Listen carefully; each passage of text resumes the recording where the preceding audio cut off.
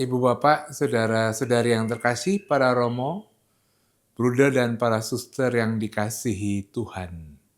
Dalam Api Karunia Tuhan episode 14 ini, Bapak Kardinal mengajak kita untuk mendalami kembali arti doa menurut Injil Matius. Pada episode kali lalu kita telah membedah arti berdoa dalam hati dengan hati.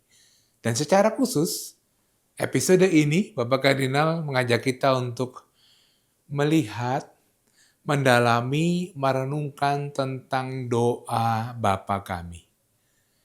Doa ini adalah doa pribadi dan juga sekaligus doa resmi gereja. Mari kita memahami makna dan arti doa Bapa kami menurut pengajaran Yesus dan juga kita refleksikan pada saat-saat ini. Selamat mendengarkan, selamat merenung, dan selamat berdoa.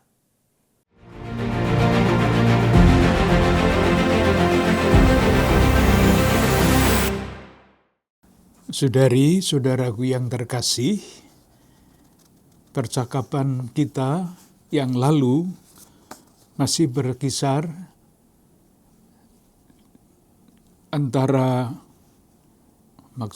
berkisar di dalam percakapan mengenai doa di dalam Injil Matius. Dan yang terakhir kita bicarakan adalah usaha untuk memahami nasihat Yesus pada Matius bab 6 ayat 6. Jika engkau berdoa, masuklah ke dalam kamarmu, tutuplah pintu dan berdoalah kepada Bapamu yang ada di tempat yang tersembunyi. Maka Bapamu yang melihat yang tersembunyi akan membalasnya kepadamu. Ruang yang tertutup dalam percakapan kita artikan sebagai ruang batin, bukan ruang fisik, kamar atau apapun, tetapi lebih-lebih dalam arti rohani, yaitu ruang batin yang adalah pusat kehidupan manusia. Ruang batin itu tidak ada di suatu tempat, tetapi ada di dalam batin kita masing-masing, sehingga kemanapun kita pergi, ya disitulah ruang batin itu berada. Dan kita juga ingat salah satu nasihat dari orang kudus, seperti Santa Teresia dari Avila, untuk masuk ke dalam ruang batin itu, pintunya adalah doa. Atau dengan kata lain, ruang batin itu adalah hati, pusat hidup manusia. Di dalam Injil kita sering mendengar, membaca Yesus yang tergerak hatinya oleh belas kasihan. Atau orang Samaria yang baik hati itu, hatinya tergerak oleh belas kasihan. Hati adalah simbol dari seluruh manusia, fisik, badan, jiwa, dan rohnya. Itu yang pertama. Lalu kita mencoba menelusuri maksud kata hati di dalam kitab suci. Yang kita lihat adalah teks-teks yang terkenal dari Perjanjian Lama. Misalnya kitab Nabi Yeremia bab 31 ayat 33. Bahwa kepada manusia akan diberikan hati yang baru. Dibandingkan dengan hati yang lama, atau mungkin lebih baik hati baru itu adalah tempat hukum baru tertulis, yaitu hukum yang membuat orang menyerahkan diri kepada Tuhan, dibandingkan dengan loh batu yang keras, tempat Taurat Musa dulu ditulis. Demikian juga kitab Nabi Hezekiel bab 36 ayat 26 sampai 27. Janji untuk diberi hati baru dan roh baru. Dan dengan hati baru dan roh baru itu, manusia, umat Allah perjanjian lama, diharapkan dapat hidup menurut segala ketetapan Tuhan.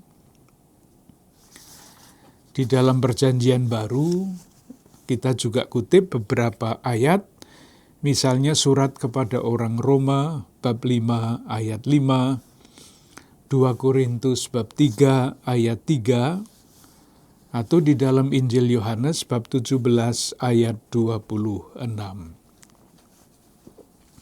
Dengan kata lain, yang dimaksud dengan masuk ke dalam ruang yang tertutup adalah ruang tertutup itu lambang dari ruang batin yang adalah hati manusia. Ruang batin adalah hati manusia. Nah, di dalam hati itu ada kasih yang dianugerahkan kepada Allah. Dan dari dalam hati ruang batin itu setiap doa terucap. Sehingga hati merupakan sumber air yang tidak pernah kering. Dan hati manusia itu seringkali diliputi dengan segala macam hal, maka doa kita adalah mohon supaya hati itu tetap jernih. Itulah yang didoakan misalnya di dalam Mazmur 51. Kita sampai di situ. Sekarang kita lanjutkan dengan mencoba memahami secara lebih rinci dua doa yang ada di dalam Injil Matius. Yang pertama adalah doa Bapa kami. Yang kedua nanti adalah doa Yesus sendiri di Taman Getsemani. Itu yang akan kita bicarakan, kita coba gali maknanya di dalam perjumpaan kali ini. Yang pertama adalah doa Bapa kami. Meskipun sudah sering kali disebut-sebut sana-sini, rasa-rasanya baik kalau kita memahaminya sekurang-kurangnya bagian pertama dengan lebih teliti. Injil Matius bab 6 ayat 9 sampai 13. Ada beberapa hal umum yang perlu diperhatikan. Yang pertama, ini yang seringkali kurang kita sadari. Doa Bapa kami ini diajarkan oleh Yesus untuk yang disebut murid-muridnya. Artinya, diajarkan kepada orang-orang yang sungguh-sungguh ingin menjadi murid Yesus. Itu jelas di dalam Injil Matius maupun di dalam Injil Lukas. Kalau kita membaca Injil Lukas bab 11 ayat 1, doa Bapa kami itu diajarkan kepada murid-murid supaya mereka bisa menjadi murid-murid seperti halnya Yohanes mengajari murid-muridnya berdoa. Demikian Yesus juga diminta untuk mengajari murid-muridnya berdoa. Ini konsekuensinya apa? Tentu kita sekarang setiap hari bahkan entah berapa kali mengucapkan doa Bapa kami dalam keadaan apapun. Tetapi perlu kita ingat bahwa di dalam kitab suci doa ini diajarkan untuk murid-muridnya. Secara spesifik dikatakan begitu. Oleh karena itu, meskipun doa ini diucapkan oleh anak-anak, sekarang kan doa yang dihafal oleh anak-anak dari kecil sampai kita semua. Tetapi sebetulnya doa ini bukan untuk anak-anak yang belum mempunyai kemampuan untuk memahami hal-hal yang berkaitan dengan ajaran iman. Tetapi biarlah anak-anak membiasakan diri dengan berdoa Bapa Kami. Tapi sekali lagi, doa ini dulu diajarkan spesifik untuk murid-murid. Artinya, untuk pribadi-pribadi yang ketika mendoakan doa ini, yakin dan sadar bahwa dia itu dipanggil untuk menjadi murid yang semakin lama dengan mendoakan doa ini menjadi murid yang semakin murid, artinya semakin sesuai dengan harapan Yesus mengajarkan doa ini. Dengan demikian secara praktis doa Bapa Kami ini mestinya disadari sebagai doa yang mesti diucapkan dengan komitmen tinggi. Semakin kita sadar bahwa doa Bapa Kami ini ditujukan dulu untuk murid-murid, semakin sadar pula bahwa kita ketika mendoakan Bapa Kami ini tidak sambil lalu, tidak tanda petik hafalan. Hafalan juga bagus, tetapi hanya tidak berhenti di situ. Berkomitmen untuk menjadi murid dan semakin hari menjadi murid yang semakin sesuai dengan harapan Yesus dengan mengajarkan doa ini. Itu catatan yang pertama. Catatan yang kedua, sudah sering kita katakan, yaitu struktur, susunan, atau urut-urutan dari doa ini. Ada 6 bait.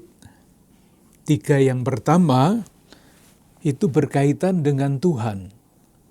Tuhan Allah yang disebut sebagai Bapa. Baru yang kedua, mulai dengan ayat 11 sampai dengan ayat 13, isinya adalah permohonan-permohonan untuk kepentingan kita. Apa pentingnya urut-urutan ini? Secara sederhana, sesuai dengan urut-urutan doa ini, atau urut-urutan doa ini mengungkapkan sebetulnya kesadaran kita yang ingin dibangun oleh Yesus, bahwa Allah itu selalu ada di urutan pertama. Baru kemudian sesudah 3 bait berkaitan dengan Allah, menyusul 3 bait yang berkaitan dengan permohonan-permohonan untuk diri kita sendiri. Pesannya jelas. Kalau dirumuskan secara sederhana kira-kira begini. Kalau atau hanya kalau Allah diberi tempat yang seharusnya, yaitu didahulukan pada bagian yang pertama, yang lain-lain yang berkaitan dengan hidup manusia, itu akan mempunyai tempatnya yang seharusnya. Tidak dibalik-balik. Jadi sekali lagi, hanya kalau Allah diberi tempat di dalam hidup manusia, hidup murid maksudnya, dengan sendirinya kehidupan para murid, pilihan-pilihannya, keputusan-keputusannya, itu akan menjadi keputusan-keputusan, pilihan-pilihan sebagaimana seharusnya hidup seorang murid. Dengan kata lain, agak berbeda sedikit meskipun katanya lain, doa kita itu tidak pernah menjadi usaha untuk membelokkan kehendak dan rencana Allah menjadi kemauan kita sendiri. Tidak. Yang sebaliknya adalah doa selalu harus berarti menyerahkan kehendak kita kepada kehendak Allah. Ini kebenaran-kebenaran seperti ini gampang diucapkan, tetapi tidak mudah untuk dilaksanakan. Meskipun sulit, tetapi itulah yang seharusnya kita usahakan dengan kesadaran kita itu berdoa sebagai murid. Tidak sebagai yang lain-lain. Sebagai murid yang ingin menyesuaikan kehendak kita dengan kehendak Allah. Itu catatan umum yang kedua. Catatan yang ketiga yang berkaitan dengan permohonan. Ada 3 permohonan. Yang pertama, berikanlah kepada kami hari ini makanan yang secukupnya. Makanan itu perlu untuk kita.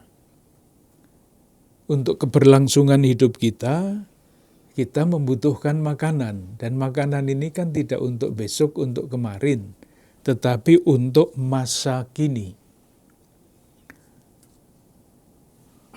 Permohonan yang kedua adalah ampunilah kami. Kalau kita mohon pengampunan itu artinya kita bicara tentang masa lampau. Karena saya sudah melakukan kesalahan, melakukan dosa, maka mohon pengampunan. Jadi makanan kita mohon untuk kelangsungan hidup kita hari ini, pengampunan kita mohon untuk masa lalu kita yang banyak kesalahan, dan yang ketiga adalah janganlah membawa kami ke dalam pencobaan, tetapi lepaskanlah kami daripada yang jahat. Nah, kalau mohon untuk tidak dimasukkan ke dalam pencobaan, itu tidak kemarin, tidak sekarang, tetapi ke depan dan selanjutnya. Dalam tanda kurung, mengenai permohonan yang ketiga ini, sekarang kan ada diskusi dalam bahasa Indonesia, Bapa kami ini dan janganlah masukkan kami ke dalam pencobaan. Ini kan kalimat yang menimbulkan tanda tanya. Apakah Allah memasukkan kita ke dalam pencobaan? Bisa, seperti Yesus dibawa oleh Roh ke dalam padang gurun, itu kan dimasukkan ke dalam pencobaan. Dan Yesus menang karena ia dinaungi oleh Roh Kudus. Jadi doa itu tidak salah. Janganlah masukkan kami ke dalam pencobaan seperti dulu Yesus dimasukkan ke dalam pencobaan, 3 pencobaan itu. Sekarang diskusinya adalah apakah Allah itu memasukkan kita ke dalam pencobaan sehingga ada usaha untuk mengubah doa ini, bagian doa ini, menjadi kalimat yang tidak membuat Allah memasukkan kita ke dalam pencobaan, tetapi doanya menjadi jangan biarkan kami masuk ke dalam pencobaan. Jangan biarkan kami masuk ke dalam pencobaan. Kalau kita mendaraskan doa Bapa kami dalam bahasa Italia, Konferensi Wali Gereja Italia itu sudah mengubah yang dulunya berbunyi jangan masukkan kami ke dalam pencobaan, sudah diubah. Janganlah membiarkan kami masuk ke dalam pencobaan. Dalam bahasa Indonesia dibiarkan seperti itu, entah nanti kalau Konferensi Wali Gereja Indonesia pada waktunya memikirkan perubahan itu. Tapi apapun bisa. Kalau Allah membiarkan kita, memasukkan kita ke dalam pencobaan itu tidak untuk menjatuhkan kita. Itu bukan maksudnya, tetapi untuk menguji kita. Jadi kedua-duanya bisa dijelaskan dengan cara yang berbeda. Nah, inti pesannya adalah Hari ini kita mohon makanan yang secukupnya. Kita mohon pengampunan untuk dosa-dosa kita yang sudah kemarin kapan kita lakukan. Kita mohon agar Tuhan tidak membiarkan kita masuk ke dalam pencobaan. Itu pesannya apa?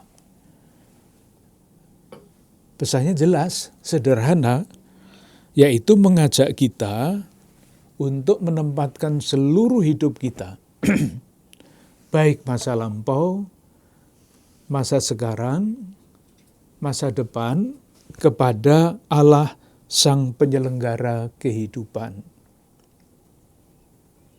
Itu bisa dijelaskan dengan cara seperti itu secara rohani.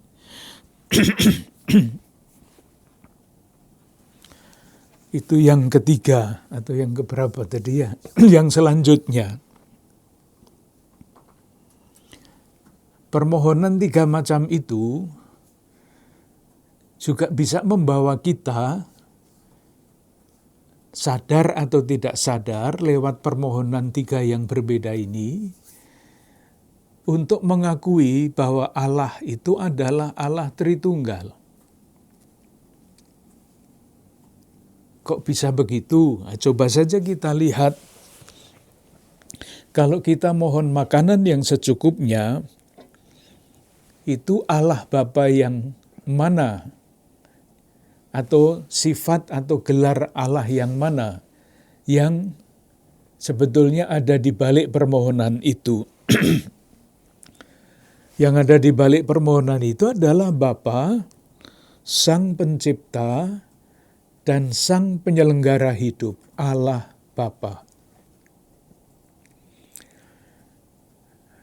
Kalau kita mohon pengampunan,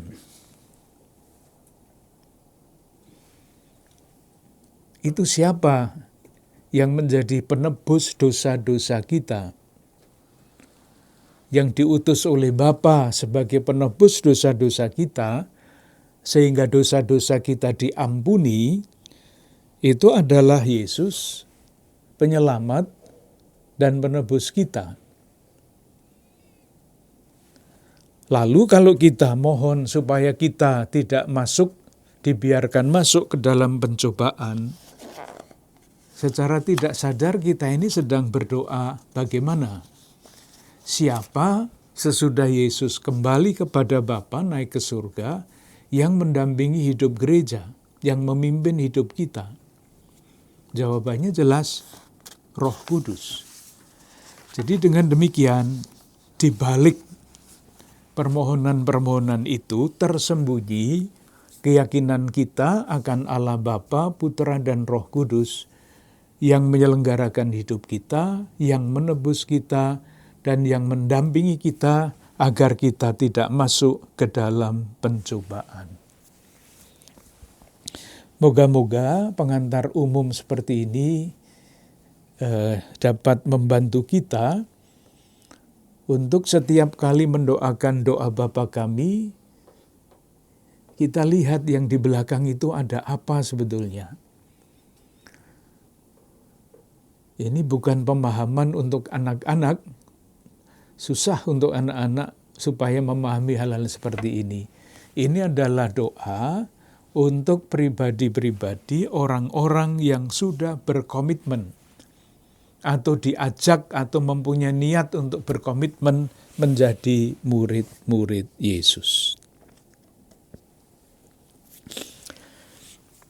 Baik, sekarang kita masuk ke dalam doa, rumusan doanya. Sekarang kita hanya ingin melihat bagian yang pertama, yang kedua ini sudah dijelaskan secara sederhana. Sekarang kita lihat doanya ayat 9. Bapa kami yang di surga. Apa pentingnya kalimat ini?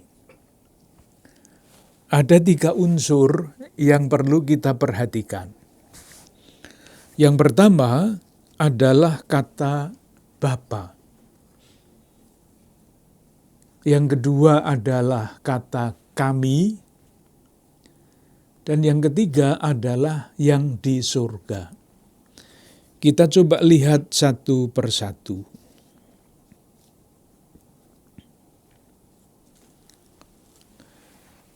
Sebutan Bapa itu adalah sebutan yang boleh disebut puncak dari perwahyuan. Siapa Allah itu?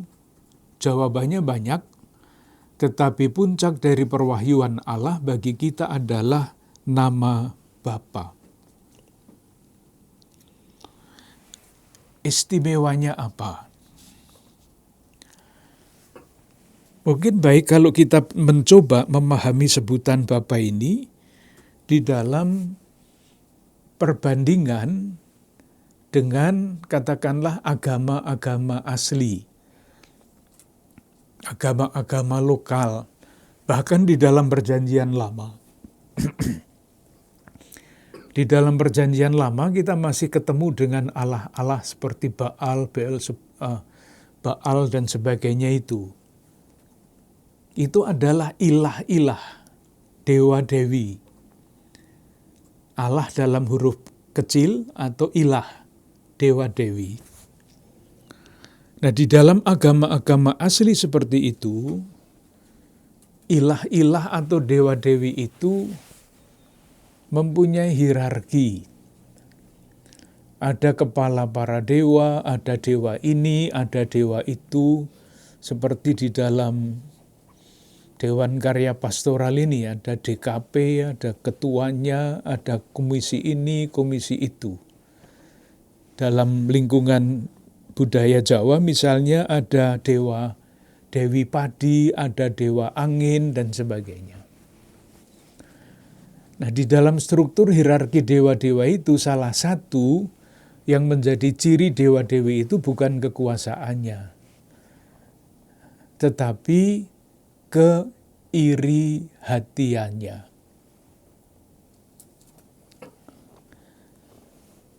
Maksudnya bagaimana? Kita mengambil saja contoh di dalam kitab suci ya, di dalam kitab suci. Kita sering mendengar kata Mesopotamia.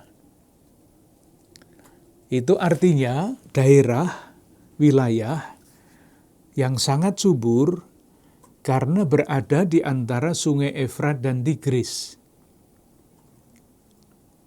Nah, karena ada dua sungai, daerah itu menjadi subur. Tetapi karena dua sungai itu besar-besar, tidak jarang kedua sungai itu meluap, banjirlah wilayah itu. Nah, kalau kita yang sekarang berpikir dengan cara kita, itu kan ya wajar saja daerah itu sering banjir karena sungainya memang besar dan sering meluap. Tetapi di dalam agama asli, khususnya yang ada di dalam perjanjian lama di wilayah itu, banjir itu bukan karena sungainya besar atau hujannya banyak, tetapi karena Allah iri hati, ilah iri hati. Iri hatinya terhadap siapa? Terhadap manusia. Kok manusia hidupnya nyaman, kok hidupnya makmur di daerah Mesopotamia yang makmur itu, yang subur itu. Nah, yang ada di sana dewa-dewi itu iri. Maka dewa air mengirimkan bencana banjir. Cara berpikir yang berbeda ya. Jadi dewa-dewa itu iri kepada manusia, maka dikirimlah banjir. Padahal sebetulnya air itu, itulah yang menyuburkan daerah Mesopotamia itu. Sama dengan kalau kita mau melihat agama asli di daerah kita, yang saya tidak tahu di Jakarta masih ada apa enggak. Tetapi seringkali di kampung-kampung bahkan di kota pun masih ada. Kalau melihat perempatan-perempatan jalan, itu ada sesaji. Kenapa ada sesaji? Karena dewa-dewi itu, yang entah siapa namanya, menurut cara berpikir agama asli itu, iri kepada manusia.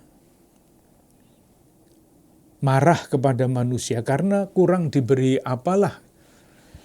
Sehingga kalau di perempatan jalan yang tidak ada lampu merahnya sering terjadi kecelakaan. Nah, kalau kita berpikir sekarang kan kecelakaan bukan karena apa-apa, tetapi karena pengendara-pengendara sepeda atau sepeda motornya nekat.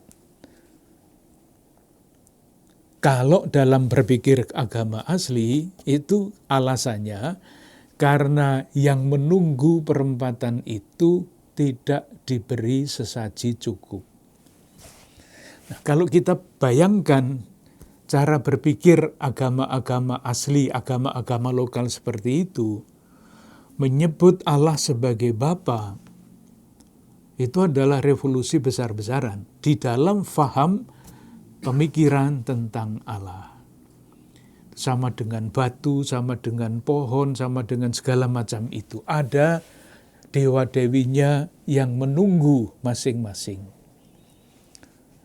Dan manusia harus berbakti kepada ilah-ilah itu supaya tidak diganggu oleh Allah. Ilah-ilah itu maksud saya. Maka menyebut Allah mengajar murid-murid agar mereka menyebut Allah sebagai Bapa, itu adalah revolusi besar-besaran di dalam kehidupan beriman. Allah itu adalah Bapa yang maha baik. Kalau mau disebut Allah Bapa yang seperti apa, ya tergantung kita mau ambil Injil yang mana. Kalau kita ambil yang sama, Injil Matius misalnya, Bapa itu seperti ini loh. Matius bab 7 ayat 7 sampai 11. Saya baca ayat 9. Adakah seorang daripadamu yang memberi batu kepada anaknya jika ia meminta roti? Atau memberi ular jika ia meminta ikan? Nah sekarang, jadi jika kamu yang jahat tahu memberi pemberian yang baik kepada anak-anakmu, apalagi Bapamu. Ini Bapa. Bukan Bapa yang iri hati kepada manusia, tetapi Bapa yang memberikan semua yang perlu untuk manusia.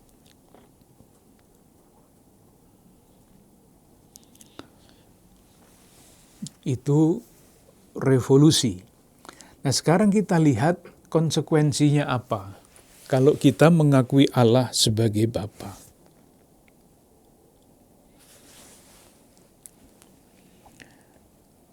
Keyakinan kita bahwa Allah adalah Bapa itu menjadi landasan untuk membangun, menyadari hubungan kita dengan dunia ini, dengan segala macam kompleksitasnya. Di hubungan pertama adalah hubungan dengan dunia. Maksudnya apa? Seringkali dunia ini atau tidak jarang orang berpikir bahwa dunia ini hanya jahat.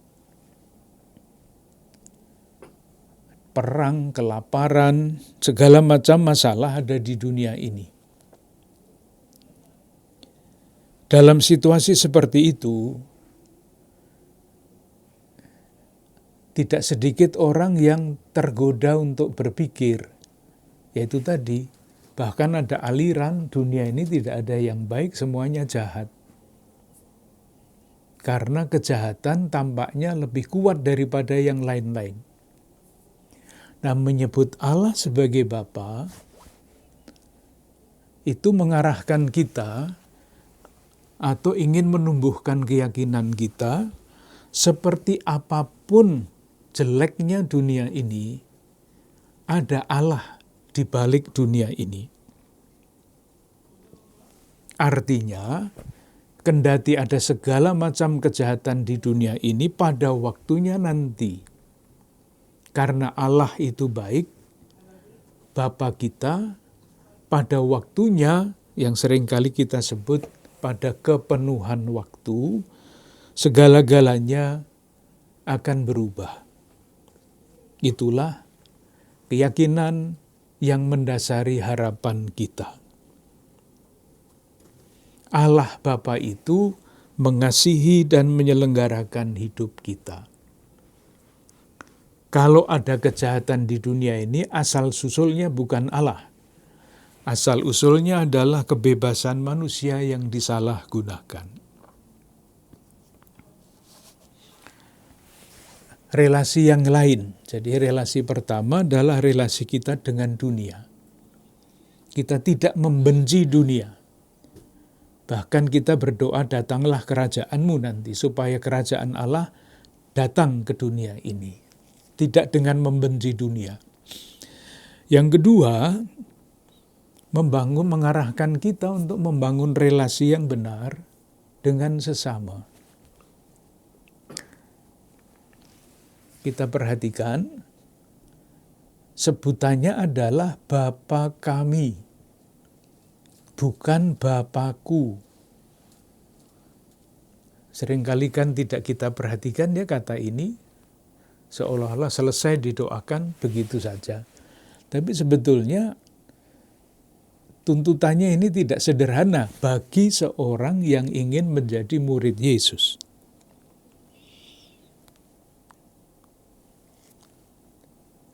Kataku itu tidak pernah muncul di dalam doa ini. Tidak pernah muncul. Kalaupun kita mohon adalah berilah kami pada hari ini. Ampunilah kami. Janganlah membawa kami. Jadi bukan tunggal. Aku, tetapi kami. Menyebut Allah sebagai Bapa kami, itu adalah suatu komitmen dari seorang yang ingin menjadi murid Yesus untuk membangun relasi dengan sesamanya, menempatkan diri di antara sesama, apapun latar belakangnya, semua adalah saudari dan saudara. Bapa kami. Itu relasi yang kedua. Relasi yang ketiga, mengarahkan relasi kita dengan diri kita sendiri. Maksudnya apa?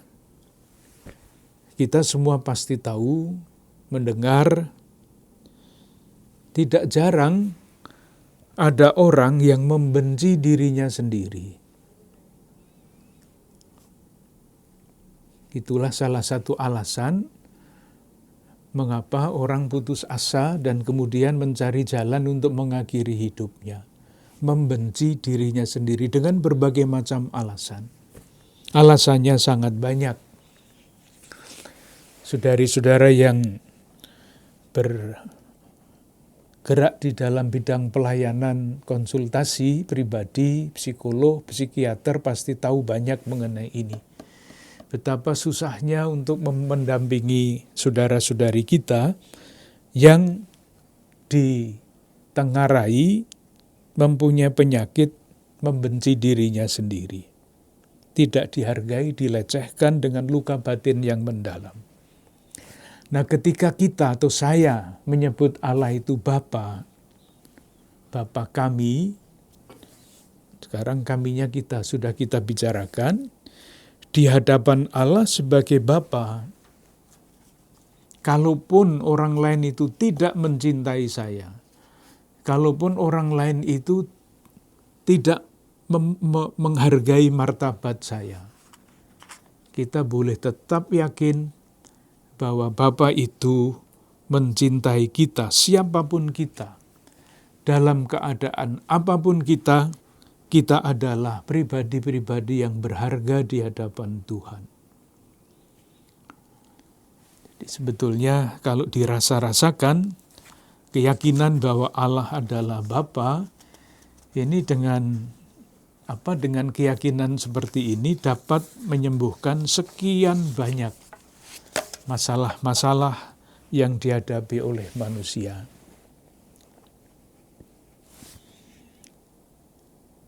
Dan relasi yang terakhir jadi dengan apa? Dengan dunia, dengan sesama, dengan diri sendiri, dan tentu saja dengan Allah. Dengan menyebut Allah sebagai Bapa, tentu kita tidak menyangkal kemahakuasaannya. Tetapi sebutan Allah sebagai Bapa yang Maha Kuasa, kita menjadi yakin bahwa kekuasaan, kemahakuasaan Tuhan itu tidak akan digunakan oleh Allah sewenang-wenang seperti dewa-dewi di dalam agama asli yang selalu iri kalau manusia bahagia. Allah yang Maha Kuasa, kekuasaannya dinyatakan di dalam kasih.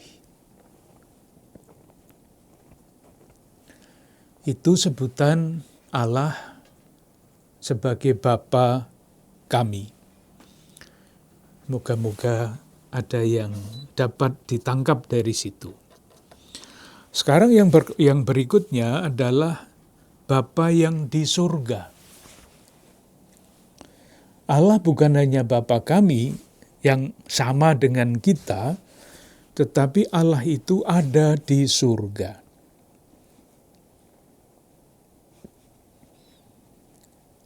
Surga, kita semua tahu, adalah lambang kekudusan. Dengan menyebut Allah sebagai Bapa,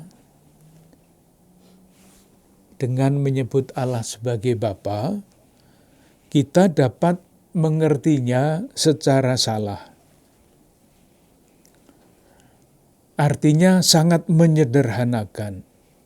Allah itu Bapa yang baik, jadi kita bisa hidup seenak-enak kita, toh nanti akan diampuni dan tetap dikasihi. Tidak seperti itu. Allah memang kasih, tetapi Ia juga kudus. Sehingga sebutan Allah sebagai Bapa mesti dimengerti di dalam kaitan dengan kekudusannya. Kemudian disusul, dikuduskanlah namamu. Jadi Bapa yang ada di surga, Bapa itu kudus, maka dikuduskanlah namamu, dimuliakanlah. Itu terjemahan lain adalah dikuduskanlah namamu.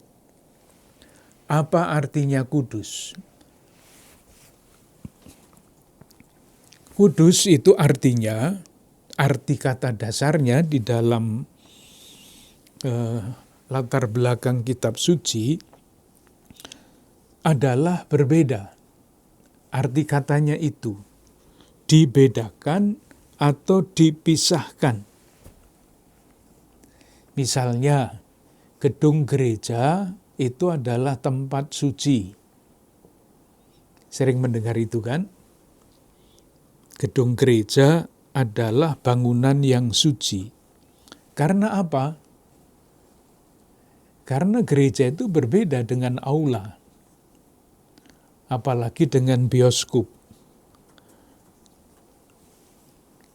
Oleh karena suci, maka gedung gereja itu mesti diperlakukan berbeda dibandingkan dengan gedung-gedung yang lain.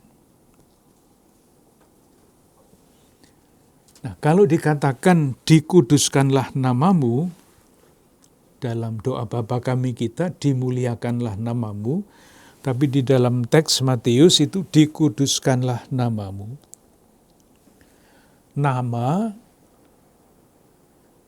itu tidak sekedar panggilan. Nama itu adalah atau cermin dari watak dari sifat Allah. Nama kita harapannya menjadi cermin dari atau harapan dari orang tua yang memberi nama kepada kita. Kita semua mempunyai nama masing-masing. Dan seringkali di dalam nama itu terungkap harapan dari orang tua kita. Kita ambil misalnya Mazmur 9 ayat 11 mengenai nama. Saya baca, orang yang mengenal namamu percaya kepadamu. Jadi pasti yang mengenal namamu itu bukan sekedar dia Yahweh atau dia Adonai atau siapa, bukan. Tetapi pada nama itu terungkap, tercermin watak dan sifat Allah. Artinya kalau kita membaca Mazmur bunyinya begini, orang yang mengenal namamu percaya kepadamu, itu dibaca dengan orang yang mengenal siapakah Allah itu, wataknya, pribadinya, pasti akan mempercayakan diri kepadanya. Itulah juga yang dikatakan pada Mazmur 20 ayat 8. Kita baca pelan-pelan, bunyinya begini. Orang ini memegahkan kereta dan orang itu memegahkan kuda. Jadi kereta dan kuda ini dalam konteks peperangan. Siapa yang diandalkan ketika perang ya kuda dan kereta. Lalu kalimat yang kedua, tetapi kita bermegah dalam nama Tuhan. Namanya boleh diberi kurung sebetulnya, kita bermegah dalam Tuhan Allah kita. Oleh karena itu, ketika kita berdoa dikuduskanlah namamu, sebetulnya yang kita ungkapkan itu apa? Kalau dari sudut kita, dikuduskanlah namamu itu adalah permohonan yang kira-kira kalau dirumuskan bunyinya begini. Mampukanlah kami untuk menempatkan Engkau di tempat yang istimewa di dalam hidup kami.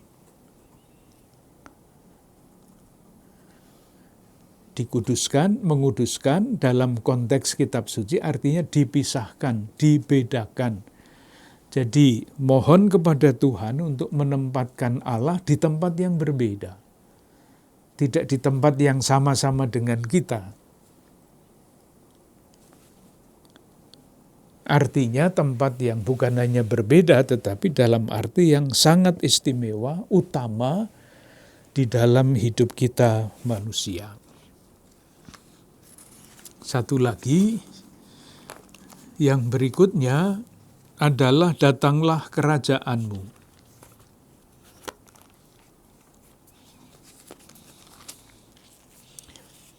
Kita semua tahu kata kerajaan Allah itu adalah salah satu kata yang sangat sentral di dalam Perjanjian Baru, sering dipakai. Bukan hanya sering, tetapi ada di tempat yang sangat istimewa. Misalnya ketika Yesus tampil di depan umum, yang ia sampaikan adalah warta tentang kerajaan Allah.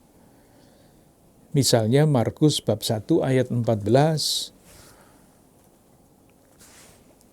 tugas Yesus adalah untuk mewartakan kerajaan Allah, untuk itulah dia datang. Lukas bab 4 ayat 43. Atau dikatakan di tempat lain di dalam Injil Lukas bab 8 ayat 1, ia berkeliling dari kota ke kota, dari desa ke desa untuk mewartakan kerajaan Allah. Kita sudah sering mendengar kata itu. Kita coba lihat beberapa nuansa dari kerajaan Allah itu.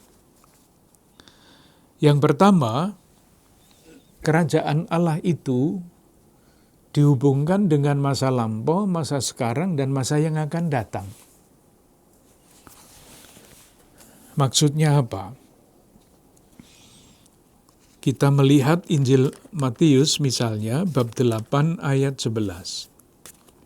Aku berkata kepadamu, banyak orang akan datang dari timur dan barat, dan duduk makan bersama-sama dengan Abraham, Ishak, Yakub, di dalam kerajaan surga. Jadi Abraham, Ishak, dan Yakub yang sudah lama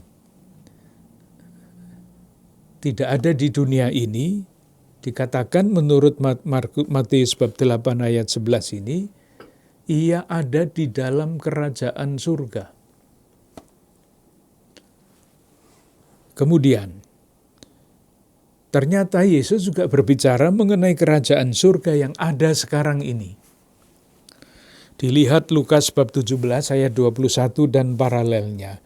Kerajaan itu ada di tengah-tengah kamu. Dulu ada, sekarang ada. Tetapi kemudian Yesus juga mengajarkan murid-muridnya untuk berdoa, datanglah kerajaanmu, itu artinya belum. Masih harus datang. Kalau demikian, sebetulnya yang dimaksudkan dengan kerajaan surga itu apa? Dulu ada, sekarang ada, akan datang. Sudah masa lampau, masa sekarang, masa yang akan datang. Untuk memahaminya, kita membaca doa ini yang 2 baris. Datanglah kerajaanmu, jadilah kehendakmu.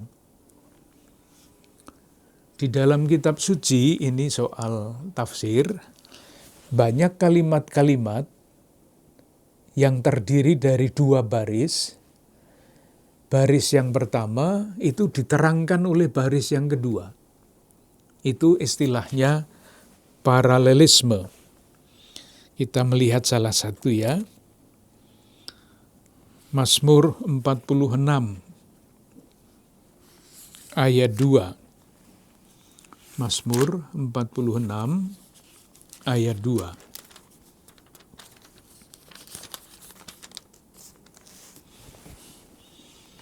Saya baca, Allah itu bagi kita tempat perlindungan dan kekuatan. Baris pertama. Baris kedua, sebagai penolong dalam kesesakan sangat terbukti. Jadi baris kedua, sebagai penolong dalam kesesakan sangat terbukti, itu menjelaskan kalimat sebelumnya, Allah itu bagi kita tempat perlindungan dan kekuatan. Terbukti. Nah, kalau kalimat dalam doa Bapa kami, kita mengerti seperti dengan cara yang seperti itu, datanglah kerajaanmu, jadilah kehendakmu, itu satu kalimat dalam 2 baris. Baris yang kedua menerangkan baris yang pertama. Lalu kita bisa menangkap maksud kerajaan Allah itu apa. Dengan cara memahami seperti itu, kita dapat sampai kepada kesimpulan bahwa kerajaan Allah, datanglah kerajaanmu, jadilah kehendakmu di atas bumi seperti di bumi seperti di surga. Jadi kerajaan Allah dalam arti itu adalah keadaan masyarakat real di bumi ini. Ada masyarakat, ada komunitas, ada negara, ada bangsa.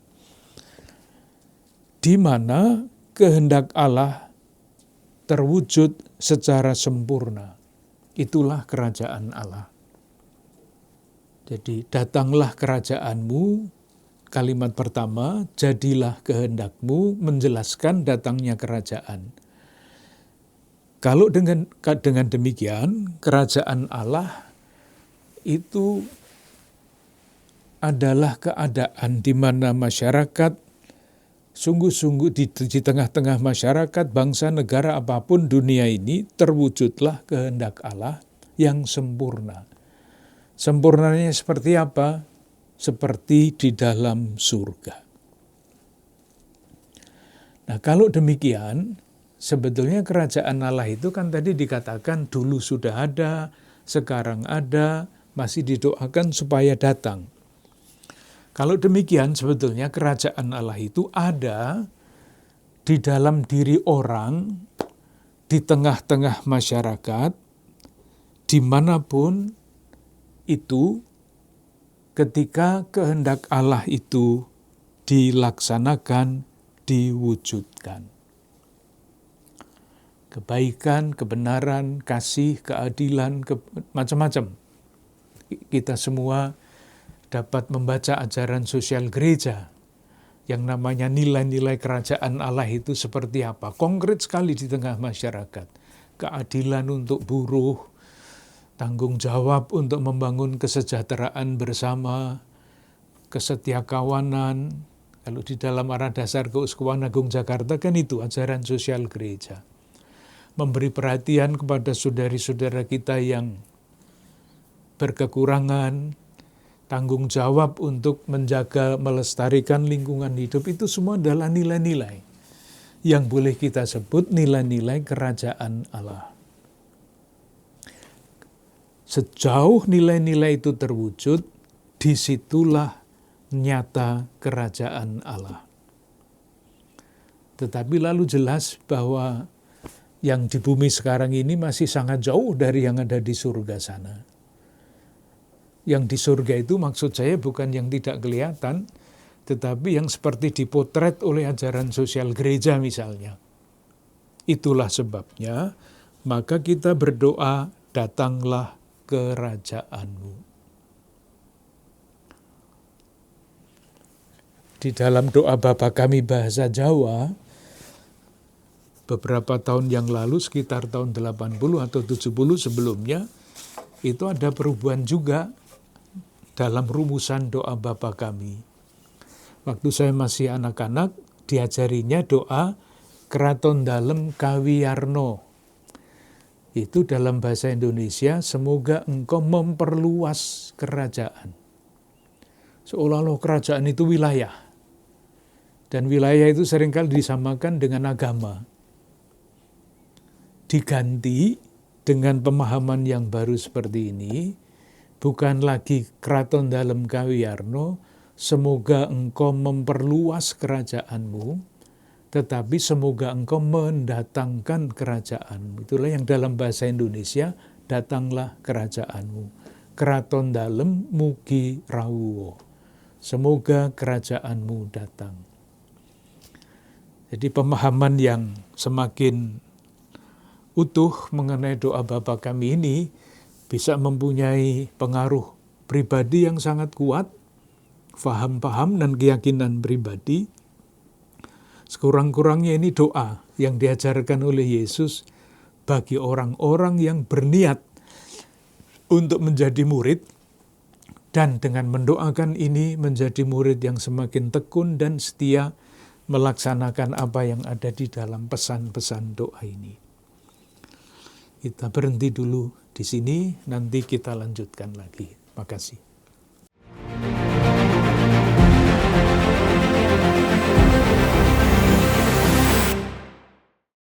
Saudara-saudari yang terkasih, betapa dalam doa Bapa Kami ketika kita melihat dalam konteks sejarah, dalam konteks pewartaan Yesus, dan dalam konteks saat ini. Kita telah melihat, mempelajari bagaimana 6 bait doa itu punya makna. Kita juga sudah mengerti bahwa permohonan yang ada dalam doa Bapa Kami, permohonan saat ini, permohonan masa lalu, dan permohonan masa mendatang, diungkapkan di hadapan Allah.